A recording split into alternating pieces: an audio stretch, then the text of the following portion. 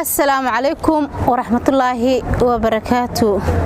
هذه يعني سلام يا دمان أصحابتك كحرا يوتيوب كفرحي لك وولاشين فرحي لك هل هذه قد عون دونتنا وفرحي لك وحين الله هاي السودة وهذا هبين وعنه وناكسن أنت هبين أطهاي أنت أي مالين وتانا عليها مالين وناكسن إن بعد السلام إن عاوحان وذا برنامج آذي حساس وإيه إن كاس أو بالشدة الصوماليات إن ميل والبا شوغان dhibaatada an haysataa ay tahay markii la yahay qoysaska soo waxaan ka tirsanahay aniga qoysaska Soomaaliyeed waxaan ka tirsanahay qoysaska maamooyinka ilmaha haysto barnaamijyada aan ka taaban doonana ay si sax ah u saameeyeen waxaan haystaa oo maxay aheedo inta badan la soo kulma dumarka Soomaaliyeed hal iyo labo iyo mid Ilaahay u gargaaray oo ma sha Allah oo adduunka dhameystirkiisa qof heli kara horta ma jiro laakiin se waa lagu kala sareeyaa oo lagu kala fiican yahay waxaan markaa insha Allah taala aan ku boorinayaa maamooyinka aniga ila mid ah kuwa ilmahooda korsada dhabarka u xirtay aabayaasha ay dhaleena waxa weeye maxay aheedo aysan waxba yani aysan ugu oolin waxa loo baahan yahay horta cunuga markii aad dashid hooya tahay kaliya looma baahna inaad darjisid u lebisid magaaladiisa u dirtid waxa loo baahan yahay akhlaaqiyan diiniyan maadiyan inuu inta buu ka dhisnaado waxa loo baahan yahay ilmuhu waa ubax waxaad haysataa qaasatan kuwa ilmaha haysta ayaga korsado ayaan la hadlayaa waxaad haysataa ilmo aad maxay ahayd adiga korsatid noloshooda adiga aad maxay ahayd kaalin ka qaadanaysid waxaad haysataa kuwa aad ku soo dhibtootay waxa loo baahan yahay wixii aad ku dhibtootay mirihiisii wanaagiisii anficiisii bari asagana inuu ku baxsado adigana aad ku baxsatid marka ugu horeysa horta waxa la baraa ilmaha tarbiyada sida yani ay waalidkood u xaq dhoori lahaayeen waxa kale too la baraa sida ay bari wax u qabsan lahaayeen markii aad waxbarashada ugu dadaashid markii aad ugu dadaashid maxay aheedo tarbiyada markii aad ugu dadaashid wax fiican hadba aad uga sheekaysid nolosha sida ay ku qurux badan tahay wanaagga sida uga shaqeyn lahay cunugaas cunuga cadaaladda mar walbo ka shaqeeyo oo waxa asaga bari hooyadii qabsaday aysan asaga qabsanin waxaan u baahanahay adaanahay bulshada Soomaaliyeed wacyigelin kulay ani ma dhigi karo dadka ilmahooda dayaco dadka ilmahooda ka tago dadka ilmahooda aan daryeelka u fidin oo xaq Ilaahay oo saaray aan sidii waajibka ahay aan u soo gudanin ma dhigi karo hooyo xun ayaa soo tarbiyeysay laakiin se adigan sidan oo ilmahaadii korsada ilmahaadii maxay aheedo u xamaasha noloshoodii iyo mustaqbalkoodii dhabarka u ritay wanaaji noloshooda wanaaji mustaqbalkooda wanaaji waxaad kala wanaajisaa sidii aad heer u gaarsiin lahayd waxaad kala uga sheekaysaa maanta sida asaga haysato in hooyadiis ay koriso hooyadiis ay tarbiyeyso hooyadiis ay maxay aheedo wax walba tarto inta uu nool yahay in uusan barito la markuu weynaado sidaas oo kale uusan noqon xitaa hadduu xoolo waayo waa inuu xamaali noqdaa dhabarka u ritaa xaq ay ku lahaayeen oo iska gudaa marka waxa way wax walba wanaagsan ilmahaada marka ku tarbiyeysid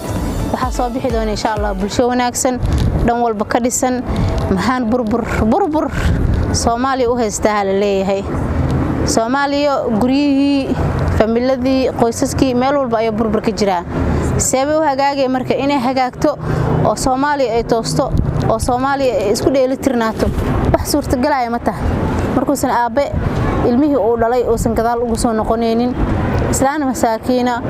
oo laga yaabaa inaysan u awoodin xabada canjeelada ee siinaysa cunugaas intuu ku dayaco oo maxay aheedo oo san gadaal ugu soo laabaneenin barnaamijkan ma jecleen inaan ka hadlo laakiin sababta uga hadlayaa waxay tahay gabar Soomaaliyeed oo walaasheeya oo aniga ila mid ah ayaa ayadoo ooynayso ilmeynayso maxay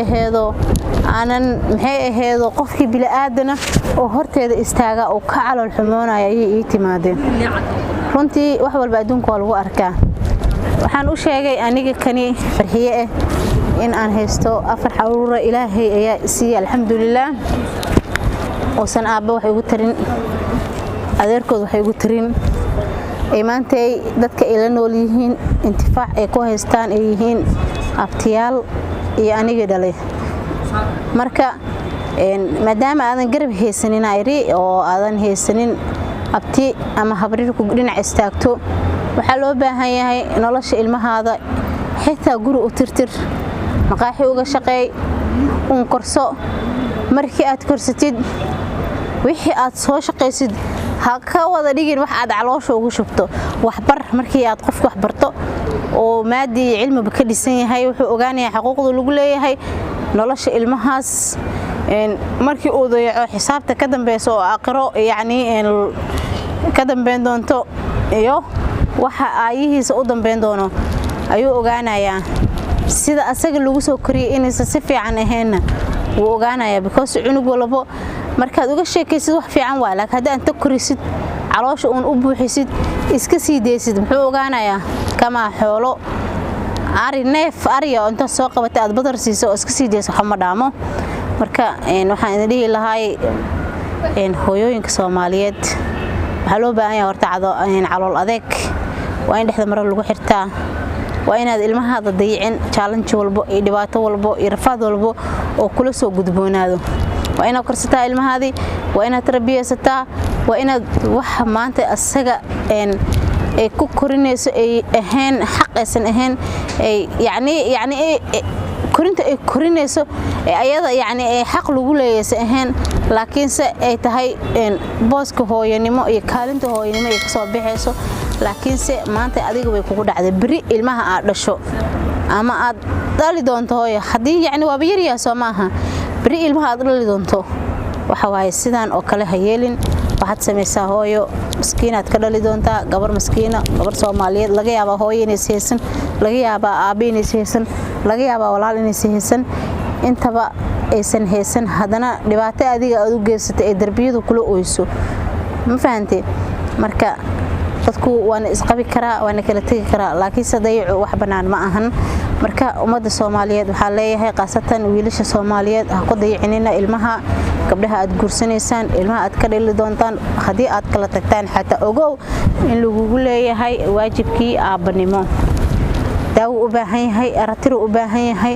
waxbarasho u baahan yahay cunida u baahan yahay guriga saxda u baahan yahay intaba adiga Ilaahay waajibkaaga dhigay ma la saarin waajibkaas hooyada marka insha Allah ta'ala waxaan idin dhihi lahay xaqa dumarka iska ilaaliya gabadhan Soomaaliyeedna waxaan dhihi lahay walaalay macaanay horana kugu la taliye hadana kugu la talinaya dhexda xiro gelin hataa laga yaabay inaad u soo hesho ilmahaada wax ugu karso hadii laba gelin ay heshidna gelin wax u kari gelin waxbarashadooda ka dhig insha Allah ta'ala waxa idin leeyahay dumar Soomaaliyeed dhexda hal xirto wiilasha Soomaaliyeed waxaan leeyahay ka daaya gabdhaha dayaca ama isqaba ama kala taga ilmihiina waajib ay idinku leeyihiin xaq ay idinku leeyihiin korsada oo noloshooda iyo caafimaadkooda iyo waxbarashadoodaba Ilaahay ayaa xaq idinkaga dhigay gudta intaas ka bacdi waxaan leeyahay asxaabta igu xiran hadii aad hore ila joogtana fadlan like iyo saar comment-na iyo reeb hadii aad igu cusub tahana fadlan subscribe like share comment ina si share garay waxaan ahay walaasha Soomaali ayaan ahay Soomaali ayaa tahay ma fiicna inaan isxasino xasinimaduna waa mamnuuc fadlan subscribe like share comment waa maasantihiin waxaan idin leeyahay habeenka idin wacnaado